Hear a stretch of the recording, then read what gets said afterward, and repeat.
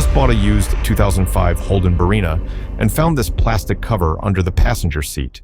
It's about 20 cm long, and text inside identifies the material as PP plus EPDM T20. It looks like a cover that clips over something, but where does it go?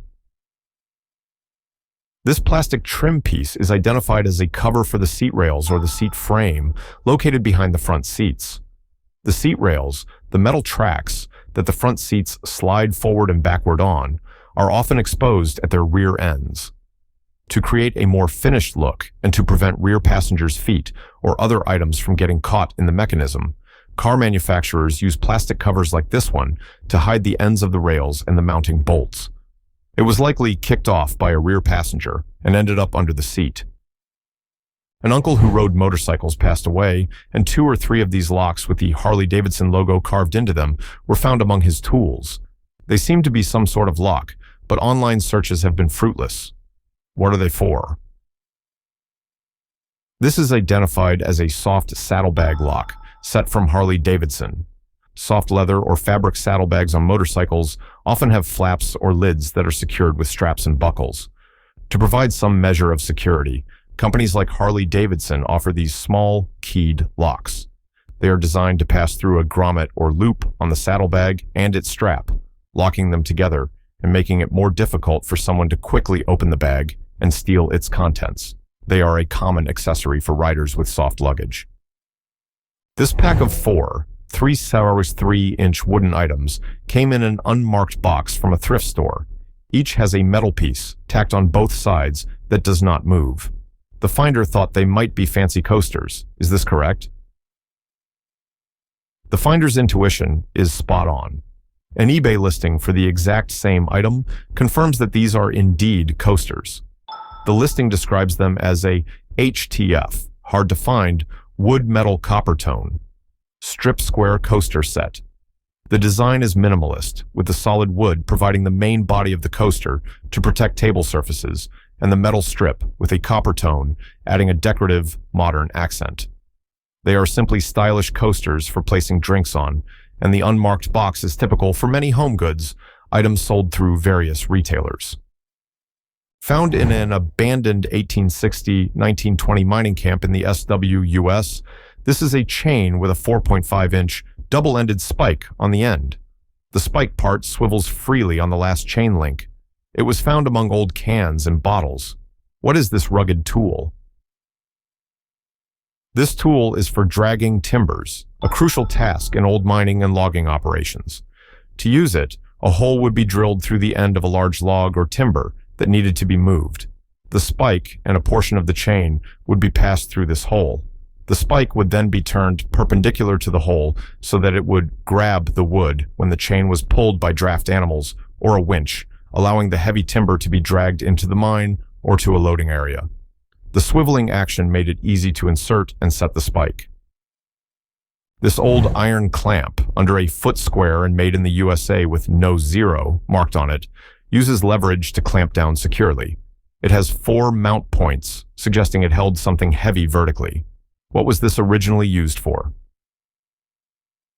This is a saw filing vise. It is a specialized vise designed to firmly hold a handsaw blade while the teeth are being sharpened.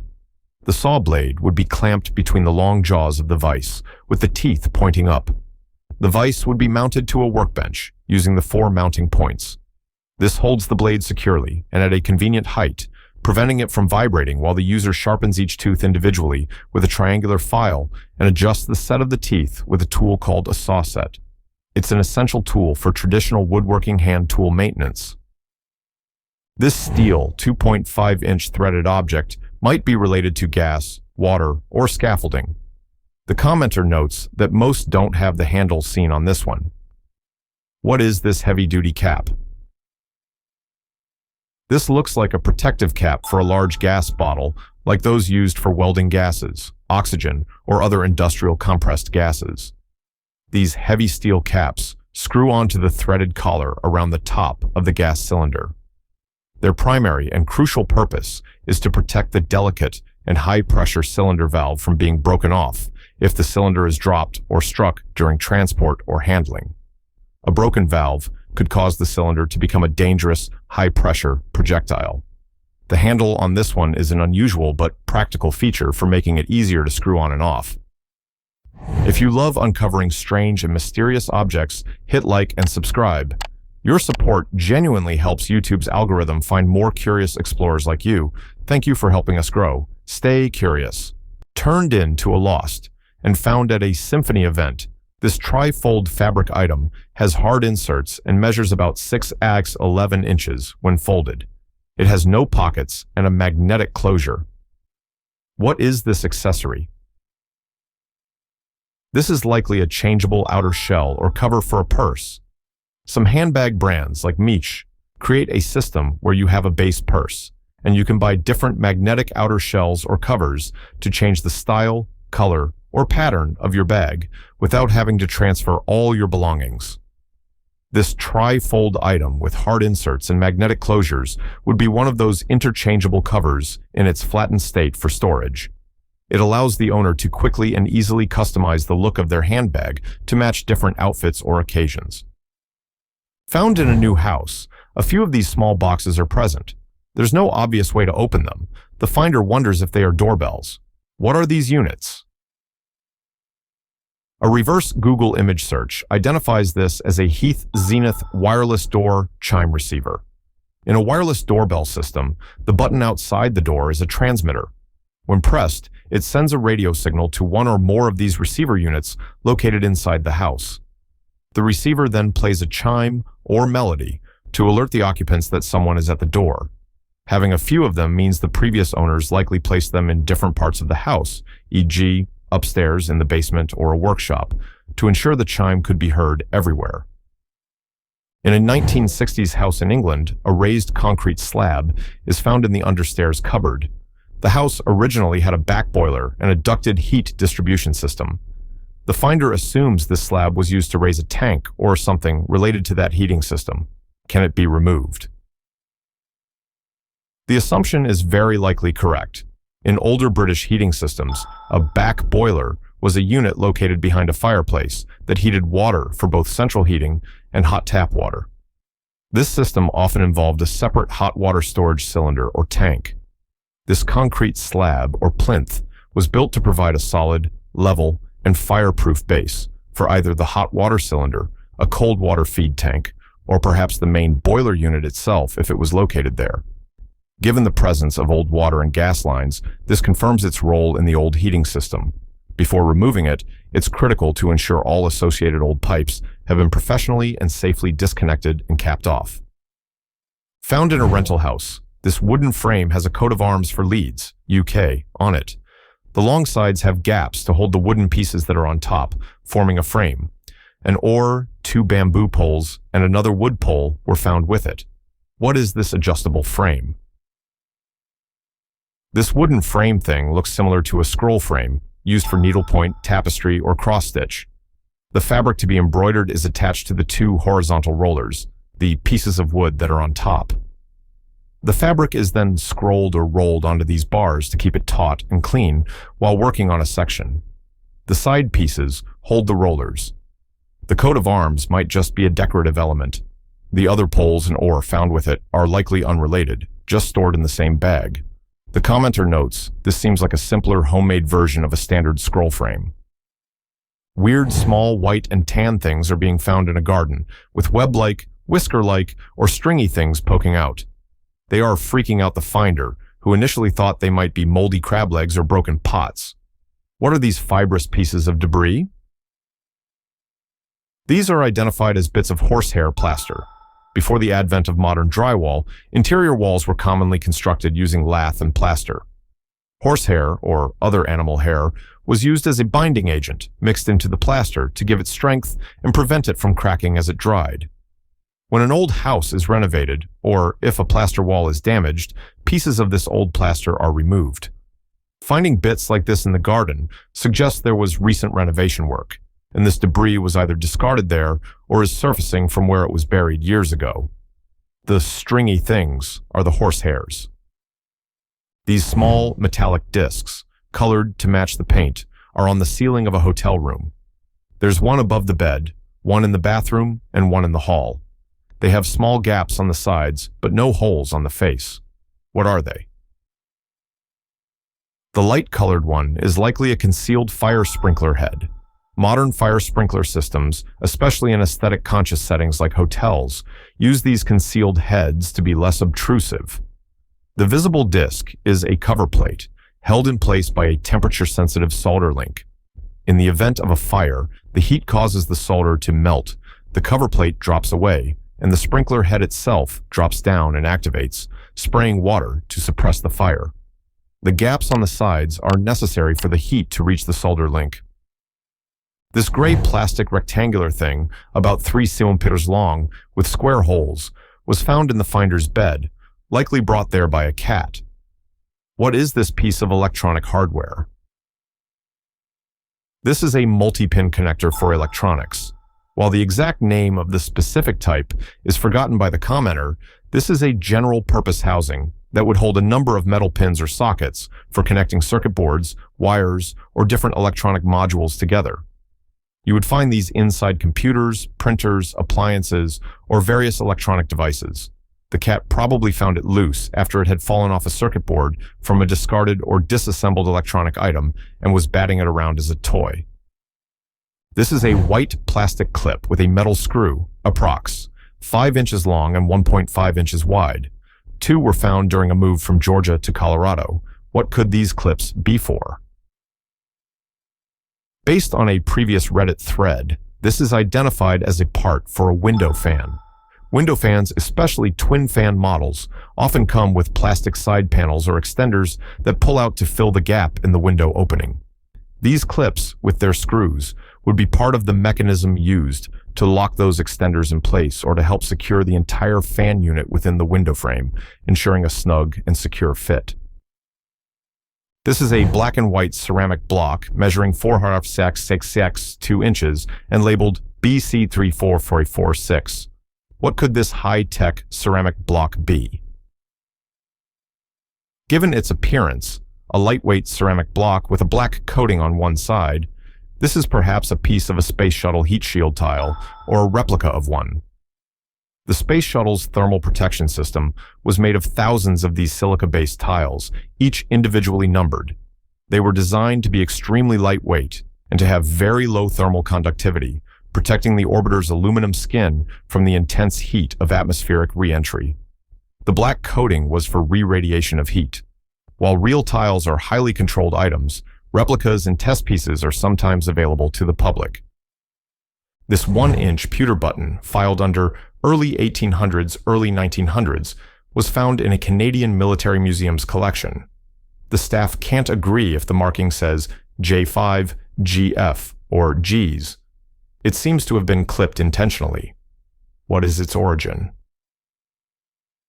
This is identified as a 15th Regiment of Foot button. The 15th Regiment of Foot, later known as the 15th Yorkshire East Riding Regiment of Foot, was a British Army infantry regiment. Significantly, this regiment served in Canada during the 7 Years' War, 1756–1763, which predates the museum's initial dating. The J5 is likely a misinterpretation of 15, with the 1 resembling a J and the 5 being stylized. Buttons from this period were a key part of military uniforms and are important for identifying military archaeological sites. A metal cylinder with 8 equally spaced channels cut into its sides fell out of a piece of square tube stock after it was cut. It's non-magnetic but ferrous, about 1 inch in diameter, with a 3.16-inch center hole. What is this specialized industrial component? This is a hollow, grooved ferrite core, used in a device called an impeder during the high-frequency induction welding of tube stock. When manufacturing steel tubes, the flat strip is formed into a circle and the edges are welded together. The impeder, containing this ferrite core, is placed inside the tube at the welding point. The ferrite core concentrates the magnetic field from the induction coil on the edges of the tube, making the heating more efficient and localized. The grooves or channels are for the passage of coolant to prevent the ferrite core from overheating and losing its magnetic properties. This plastic item, about 4 inches long and very light, seems to clip onto something. The finder has had it in a junk drawer for a decade and thinks it's related to a Jeep their ex-husband had. What is it really? Despite the Jeep theory, this is pretty definitively identified as a pet turbo roller holder for a Hoover vacuum cleaner. Many vacuums come with a smaller, air-powered turbo brush attachment, which is great for removing pet hair from upholstery. This plastic clip is an accessory holder that snaps onto the main wand or handle of the vacuum cleaner. It provides a convenient onboard storage spot for the pet turbo roller attachment, so it's always handy when you need it. The fourth picture in the referenced link shows the exact part. This small gray plastic object is circular, about the size of a dime, with a knob-like part. It looks like it twists 1/2 of a turn. The inside is black with two things sticking straight up with white tips. It was found on the floor of a shed or workshop. What is it? This is the twist-off cap for a 2-tube or dual cartridge epoxy syringe. Two-part epoxies consist of a resin and a hardener that are kept separate until use. They are often dispensed from a dual syringe that pushes both components out at the same time. This cap is used to seal the two nozzles of the syringe after use. The two things sticking straight up inside the cap would plug the two nozzle openings to prevent the epoxy from curing and clogging the syringe. The half-turn twist is how it locks onto the syringe. Found while sorting through drawers, this heavy object is about 1.5 inches in diameter and has the same pattern on both sides. What is this vintage, decorative, and functional piece? This is the pendulum bob from an antique American-made black mantle clock. Mantle clocks, very popular in the late 19th and early 20th centuries, often had a decorative case, frequently made of wood painted black or slate, and an internal pendulum to regulate the timekeeping. The pendulum bob is the weight at the bottom of the pendulum rod. Its weight and position on the rod determine the period of the swing. These bobs were often cast from a zinc alloy or brass and featured ornate, decorative patterns with the same design on both the front and back. Found on the side of the road, this specialty socket has a 1 to 4 inch drive inside that has a bell on the end like a quick connect air fitting. The back end is a maybe 3/8 inch quick connect. There are holes on the sides. What is this complex tool bit? This is a quick connect arbor for a hole saw. A hole saw is a large, cylindrical saw blade used for cutting large holes in wood or other materials. This arbor is the part that connects the hole saw to the drill. The 1 to 4 inch bit in the center is the pilot drill, which centers the hole. The outer hex part of the arbor holds the hole saw itself. This quick connect style allows the user to swap out different sizes of hole saws quickly without needing to fully unthread them from a standard arbor, making it more efficient for jobs requiring multiple hole sizes. About 3 feet long and 1 foot wide, this is made of tent-like material and has a plush, padded bottom and a netted pouch on the top. There are no brand logos. What is this piece of outdoor gear? This item reminds the commenter of a dog sleeping bag, and that is a very likely identification. Just like humans, dogs can get cold when camping or in chilly environments. Dog sleeping bags are designed to provide a warm and comfortable insulated space for a dog to sleep in. The tent-like material on the outside would be for durability and water resistance, while the plush padded bottom provides comfort and insulation from the cold ground. The netted pouch might be for storing a small toy or a water bottle. Found while digging post holes, this object is lighter than a rock of similar size. It flakes off pieces and can be snapped in half by hand, suggesting it's organic and partially decayed. What is it? This is identified as part of the root system of a tree that was cut down years ago. After a tree is removed, its extensive root system remains in the ground. Over many years, these roots slowly decay. In this partially decayed state, the wood becomes brittle, lightweight, and can be easily broken or snapped by hand, flaking off in pieces as described. It's a very common thing to encounter when digging in a yard where trees once stood, and it is simply the natural process of decomposition at work. Found while shoveling out a bar ditch, this object looks like plastic but is very light. It appears to have been broken off from something on the end, opposite the donut shape. What is this common, but often unrecognized component? This is the central carbon electrode from a standard zinc-carbon dry cell battery, like an old D-cell, C-cell, or 9-volt. In these batteries, the positive electrode is a solid rod of carbon that runs down the middle of the battery cell. After the outer metal casing of a discarded battery corrodes and falls apart over many years, this much more chemically inert and durable carbon rod is often all that remains. The donut end might be a washer or part of the top contact assembly. This small silver cylinder object was found on a busy roadway. Its proximity to a hospital medical building raised concerns that it could be hazardous. What is this automotive electrical component? This is the electromagnetic operator, or plunger, from a starter solenoid. A starter solenoid is an electromagnet that does two things when you turn the key to start your car. It closes a high current circuit to power the starter motor, and it physically pushes the starter gear forward to engage with the engine's flywheel. The silver cylinder is the plunger that is moved by the magnetic field, and it's what does the pushing. It could have fallen out of a failed starter motor that was being transported or had broken apart. It is not a medical or hazardous waste item. Found in a river and covered in rust, this heavy metal object is a puzzle. Even after some cleaning, nothing could be found to identify it. What is this piece of old workshop machinery? This looks like what's left of a hand-cranked bench grinder. Before electric bench grinders were common, workshops used these manual versions. They would typically have a cast iron body that clamped to a workbench. A large hand crank would turn a set of gears that spun a grinding wheel at high speed. This found object is the main body and gearbox of such a grinder, but it's missing the clamp, the grinding wheel itself, and the hand crank handle. Its heavy cast iron construction would allow it to survive in a river, albeit in a very rusted state. This cast iron press of some sort has a press diameter roughly the size of a quarter. What is this small, heavy-duty workshop tool? This is definitely a 1-inch round ram arbor press. An arbor press is a simple, manually operated press used in a workshop for tasks that require more force than can be applied by a hammer, but less than a hydraulic press. They are used for pressing bearings in or out, staking, riveting, or assembling small parts. The commenter notes that round rams, the part that presses down, are less common than square ones.